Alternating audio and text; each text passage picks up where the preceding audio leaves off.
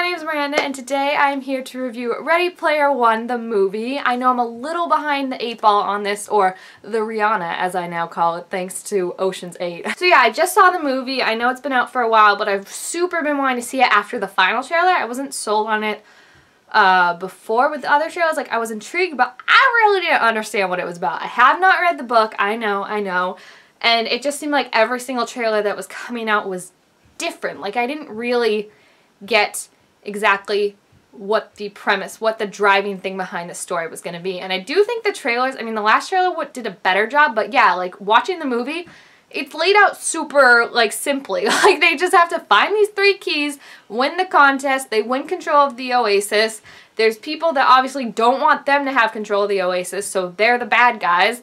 And it was just like watching it, I was like, wait, this is so much less complicated than I thought it was going to be. And so needless to say, I absolutely loved this movie. I have not had this much fun and loved a movie like this in a very long time. Like, it just sitting there, watching some of the action scenes, I was like, this is not something I could ever fathom watching on a movie screen even 10 years ago. It's just crazy to me how much detail and how much action there was packed in so many scenes. And I think what made it really great was the fact that they kind of knew their limitations and, like, okay, like, we're gonna have to be super CGI on this movie. Like, not a lot of people like CGI nowadays. They like more like when you can make it realistic and kind of work it. I think they realized that, like, they have it set already in a video game place, so if it looks like a video game, we ain't gonna complain. And I wasn't complaining at all because, like, the action scenes were just so super intense. My absolute favorite was the race scene in the beginning for the first key. Oh my gosh, I can honestly say I've never seen something like that before on a movie screen. And watching it, like, if that had been real life, you'd be like, yeah, this looks super CGI and super fake. But because it was in a video game world, it looked phenomenal. Like, you were able to, like, disassociate and be like, this is what it would look like if it was in a video game. And, you know, video games look super great, but there's always just, like, that super smoothness to them or something, that little quality that makes it, like, you're like, okay, this isn't real life. And, like, that was okay in this, whereas other movies that take place in the real world with real actors, it might not look as good, but because these were like the avatars of the actors and they already looked like video game characters, it worked beautifully. Like, honestly, that racing scene is something I'm gonna be talking about for so long because it was just, it's honestly one of my favorite movie scenes that I've seen in a very long time. It was just so amazing how they were crashing and things were popping out at you. A lot of people were annoyed that there wasn't much character development, and I can see that. I do think Samantha and Wade, I did like their relationship. I think it was cute, but it was also very much like an insta-lovey one, and one that I would be, like, obsessed with in, like, 5th grade, but now I'm kind of like, maybe you guys should get to know each other a little bit more before you're just spouting that you love her, Wade. Like, when she was like, no you don't, I was like, yeah, you're right. Like, he was just so, like, he met a cool chick, he loved her, and I did like their relationship. I think they were cute together and they had good chemistry, but, like, it was just like, when he's like, I love you, I was like, wait, back up, buddy. I did like the twist, and I mean, maybe it wasn't a twist if you read the book, of him having to shoot her and reset her to get her to leave. Like, I thought that was really good, and I think that added some depth to their relationship, you know, of being like, he protected her and did this thing that he knew she wouldn't want her to do. Like, I was literally in the theater and I'm like, oh, he has to kill her.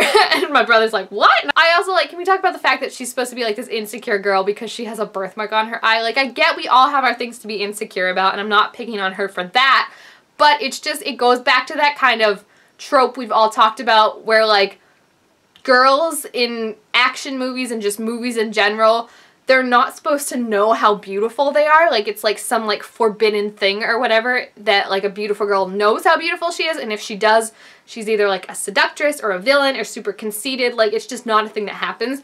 So that, for me, felt like a super outdated thing in a movie that was very futuristic. Obviously, I mean, it took place in the future. To have a girl that was, like, this beautiful, but, like, was so unsure of herself and unsure that she could be loved because of a birthmark that her hair covered half the time. I was like, please. Like, we're not supposed to believe she will, like, I would still turn my head if she walked down the street, like, let's be honest. I get, like, her hiding her hair with it, her hiding her bangs, could be like, she's like, that's how she, you know, she's unsure of it, so she covers it, but, like, also just, like, Hollywood-wise, it made it so I rarely ever saw the birthmark. Like, I would have liked, I think, maybe as the story progressed, like towards the end and stuff, if she had her hair like pulled back completely, so like the birthmark was on full display and like that's her like owning, you know, a thing that made her insecure, and now she's not as insecure about it, you know, like she's more confident in who she is.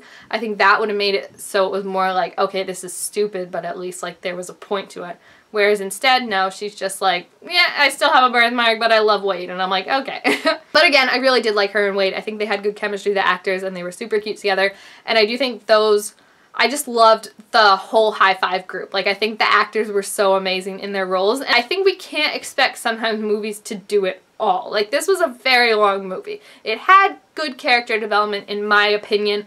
Did it change everything completely? No, but it was Wade realizing kind of what the real world is and that his problems aren't his problems alone. The whole thing was about working together and teamwork, and that was the message they were bringing across. I think they did a good job of that. So I really, really enjoyed this movie. Obviously, I thought the visual effects were so stunning, and this is one you can definitely watch over and over again for the Easter eggs alone, just like realizing like, oh, Laura Croft's there, oh, Hello Kitty's there. Like, I watched it and me and my brother were like kind of whispering the things we pointed out, but then when I went home and watched like Easter egg videos, there's so much more you don't realize. So I'm really going to enjoy watching this movie again and again, I think, and just seeing all the Easter eggs and all the love that went into it. Like, even the museum I think was so cool when it had all of the memories and stuff like that, because it reminded me of there's this, I don't know what it's called, but there's this ride at Disney World. I don't even know if it's still there anymore. It's like the Carousel of Time or something like that. And it's like you spin around and see different scenes in different times. And it reminded me of that, but like a futuristic version of it.